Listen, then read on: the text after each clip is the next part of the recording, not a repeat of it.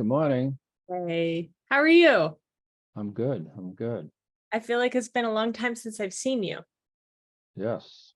Where have you been? So I was looking at this document and I think that I forgot to cross one off because didn't we last time start to talk about number 9 and then we went down the whole FAFSA rabbit hole for this year?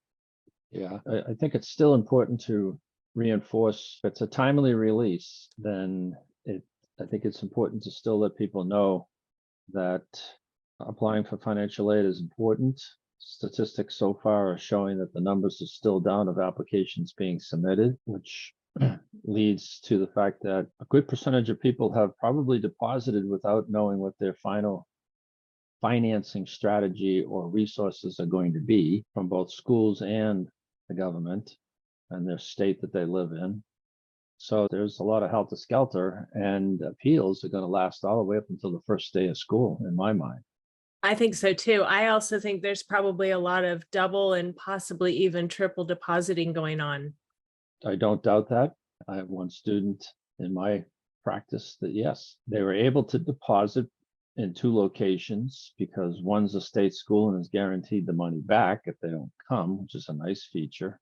But yeah, they're waiting for the ultimate. And although I'm very respectful of financial aid officers, I'm also leery that their institution leaderships may be telling them, hold back.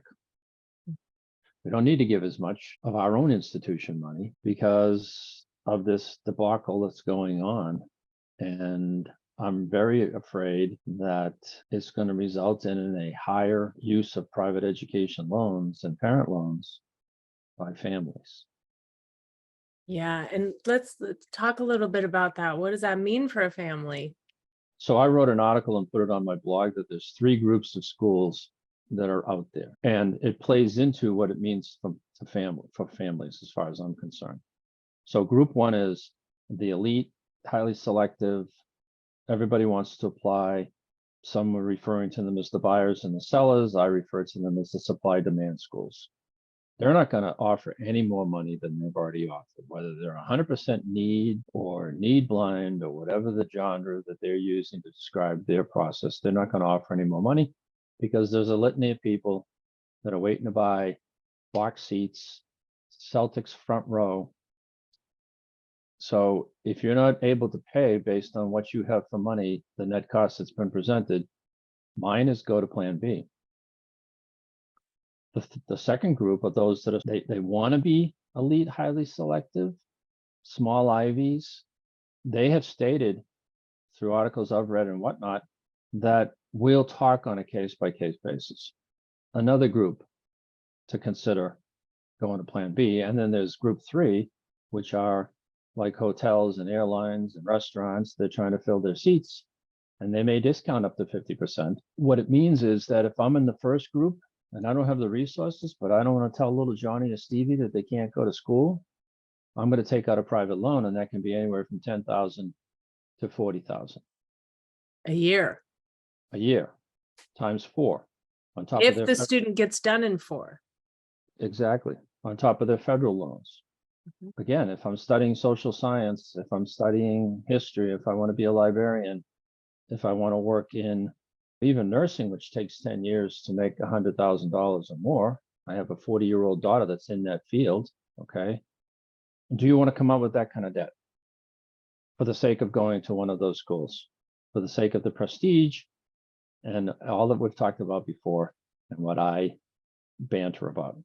Basically, at best, you're paying for the network and the connections.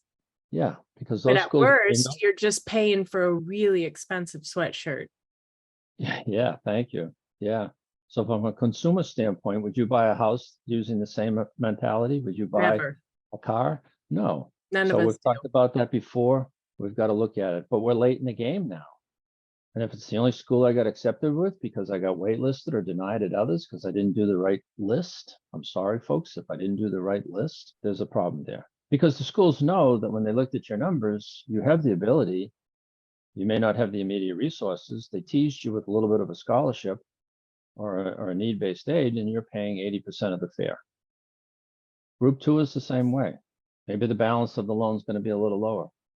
And group three are great schools. I just saw a list of kids that a student applied, and they're all unknowns. They're highly attractive. They'll be open in 4 or 5 years. They're not financially insolvent. And they're awarding money because they're looking for students, and the net cost may be different. But no, your sweatshirt will be different than your cousin's. Yeah, and something about that group 3 to think about is when you're thinking about doing business with somebody, do you want to do business with somebody who's going to make it really difficult for you to do business with them? Or do you want to, which school do you want to put your trust in? Do you want to go to the school that wants you? It's not that they don't care, but they have their business model, and their business model is more payers than givers than the others. And if I'm an administrator of a school and I can raise my bar and I can raise my brand to catch up with them, yeah, I'm going to try to do that. But the downside of some of that may be I'm going to cut some of my academic programs. And we're already seeing that going on, okay?